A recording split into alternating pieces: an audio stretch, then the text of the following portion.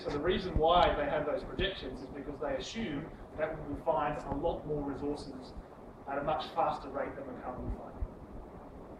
So don't necessarily trust all the data on the sun. And these are projections as well, so you take this with you with equivalent values. This here is gas. That's kind of surprising because most people think that oil goes first, gas goes second, and coal goes third. But this actually says that China is ripping into their coal resource extremely quickly. They will probably peak by the end of this decade in terms of coal production, and it doesn't matter how hard we work, we won't be able to dig coal out of the ground fast enough to make that fall off in the This is down here. This is black coal production out of the east coast of Australia. This is where we project it to go. So we're about here.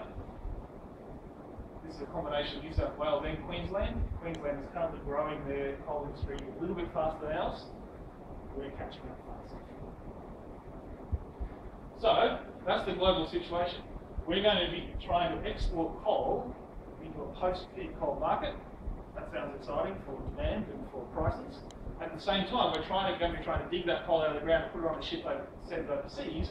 At the same time as oil production is actually going down. New South Wales has very little indigenous oil production. They basically import all of our oil. So, when we look a little bit closer at that, here is our current revenue from our coal exports. About $13.5 million worth of revenue came in via the port in 2009, 2010. You think about where that money actually ends up in the Hunter. The chunk that gets spent on salaries. Coal industry is a very capital-intensive industry, not a labour-intensive industry, so not that much actually goes on wages. Quite a lot does go on capital. This is equipment and consumables. A fair chunk that you actually pay, so a chunk of this actually goes as royalties to the state government, about $1 billion or so, and there's also company tax, and the profit that goes on that, and then of course that a serious chunk of profit. A lot of that profit is being reinvested in the Hunter to expand the actual capacity of the industry. So if you think about how much of this actually stays in the Hunter, this stays in the Hunter, some of that gets reinvested, a lot of that disappears and doesn't necessarily come back. This is increasingly being serviced by overseas, and a chunk of that, $500 million at the moment, going up to $1 billion in 5 years, is imported oil products. This at a state level is how much oil we're currently importing. So from a strategic situation, we're exporting coal to import oil. That's where we sit at the moment. So at a strategic situation, there is no reason at all why we shouldn't be as progressive as anyone, or more progressive, about trying to actually solve this liquid fuel problem. Why are we worried about the liquid fuel problem? Well, this is actually how we use energy in creating GDP. This is how we use energy in creating wealth. We're not talking about where does the energy come from, coal, oil, and gas. We're actually saying, in the form that we use it, how do we use that energy? Yes, we burn a lot of coal. Most of that coal that we burn to actually generate electricity. That electricity that we then use to create GDP. But when you actually look at it in terms of energy use and the end product, this is how much liquid fuels we currently use.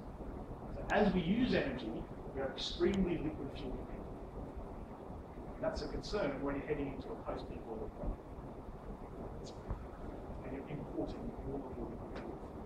So, strategically then, we have to work out how do we get out of imported liquid fuels and into some of these other sectors.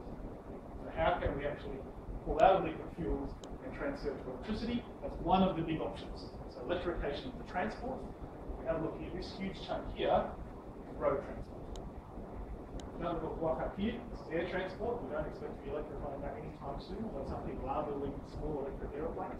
It's exciting for the hobby market, but in terms of how we actually burn fuel in that sector, I don't think electricity is going to make a big difference anytime soon.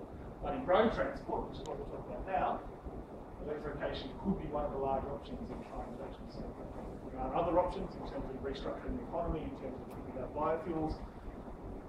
All we're talking about here is how do we actually make sure that we start making and burning that energy here rather than importing energy from us. We don't want that shift to actually end up being a shift to greater import and a bigger balance and trade. So, thinking about what the task is for today, what we're really trying to do is to work out, do we think the Hunter, industrially or research-wise, has a role to play in this new industry? If we do, can we make a vision of where we think those opportunities are?